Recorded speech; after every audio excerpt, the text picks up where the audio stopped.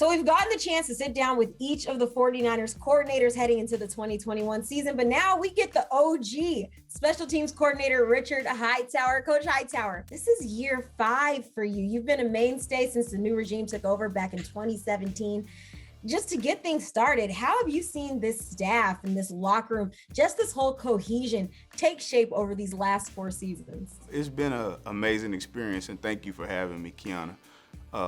I'd say the very, very, very cool thing about this whole thing that Kyle and John have put together is they've developed a culture where we feel like our players can come to and have fun at work but still get their work done.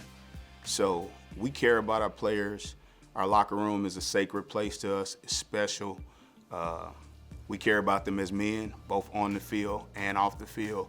And just to see the type of guys that they bring in, the type of guys that we have an opportunity to work with, is really special. You received your first coordinator job under Kyle back in 2017, but I talked about this whole, organization and what you've seen from the locker room, but how about you? How have you seen yourself grow and develop as a coach, as a football mind?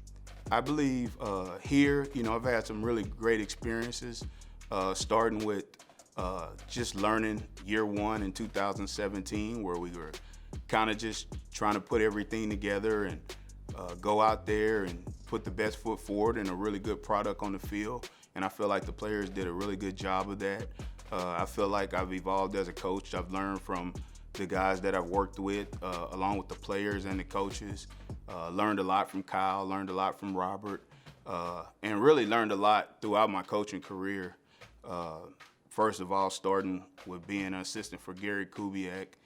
Gary was a very detailed guy, obviously a Super Bowl winning coach, a Super Bowl champion, and then from there to Mike Shanahan, learning just all about the details. And I find myself using that here at San Francisco more often than not, just really focusing on the details, honing in, making sure that we get the players to play at the highest level and hold those guys to the highest standard. So, a lot of influences though, Kiana, like along the way, so many to name. I mean, John Fox had a huge influence in my career. Joe Marciano, Vic Fangio. I've just been blessed. So, feel very fortunate. Use all of those things here as well, You just said, getting guys to play at the highest level. And Kyle Shanahan said, I remember in an interview a few seasons ago, he said that he thinks that the buy-in from your players are as good as any special teams coach he's ever been around. Why do you think that's so? And what makes guys so eager to play for you? I think, and I know this is going to sound cliche, but I think, first of all, it's the type of guys that the personnel department brings in here. That's also an awesome compliment from Kyle. I hadn't heard that one, but I appreciate it. I think our staff, our special team staff, has done a good job of reaching the hearts of the players. And what they know is that we care about them and we want to put them in the best situation to be successful. And we care about their well-being on the field, off the field. We want to make them better football players, but we also want to make them better men, better fathers, and so that they can succeed in any endeavor that they choose in life. And I think when people know you care and they know that you're going to try to give them certain tools to maximize their gifts and for them to go out and be special, I think the rest of it is easy.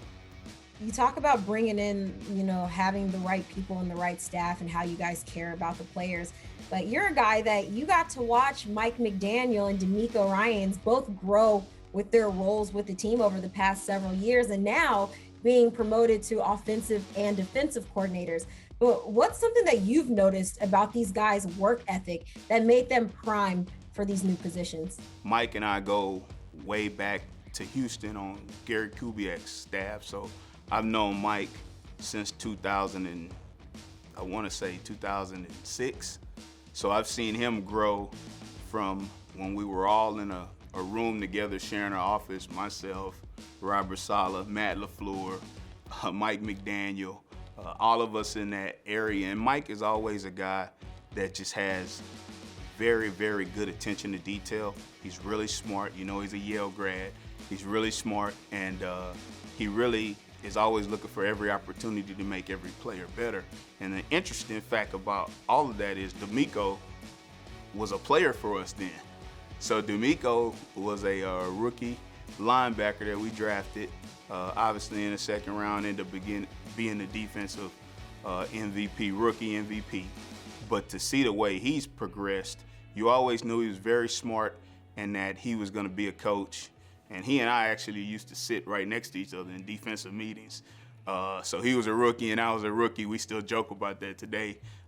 And just seeing the way he went about his business, seeing the way that Mike went about their business, very professional, very serious about their craft. And I think that's what's allowed them to propel to this next step. And Kyle makes good decisions there. I mean, it's going to be exciting. One word that you often hear in correlation to this team is the word culture. You see that with the guys that wanted to resign here. They talk about the brotherhood, the family.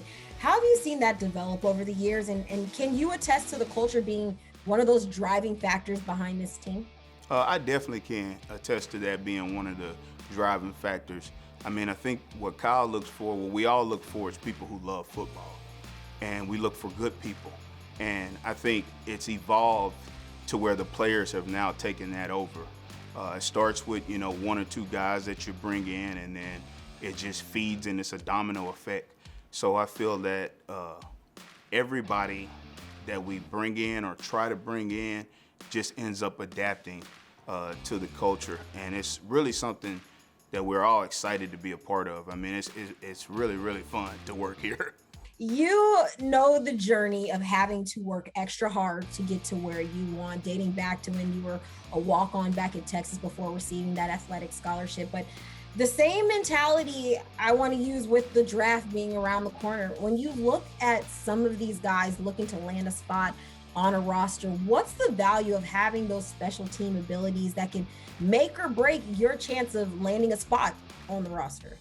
Well, that's a great question because in my role as a special teams coordinator, I'm heavily involved in personnel.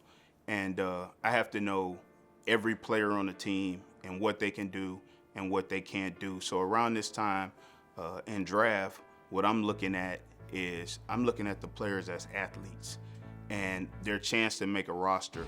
I'm not necessarily looking at them in terms of how good of a running back he is or how good of a wide receiver. I'm looking at how good of an athlete he is and how he moves. Is he a stiff guy? Is he a top-end speed guy? Is he good in short area? Does he have great agility? Can he block? Can he tackle? Can he run? So those different things, I think, answer the question you're asking in terms of what will allow them to have a chance to make a roster. So those are the things I'm looking on at this time. And, it's kind of like, I've heard this analogy before, but it's so true with special teams coaches. It's kind of like when you're hungry and you have to go to the fridge and your dad tells you, you better figure out how to make a sandwich.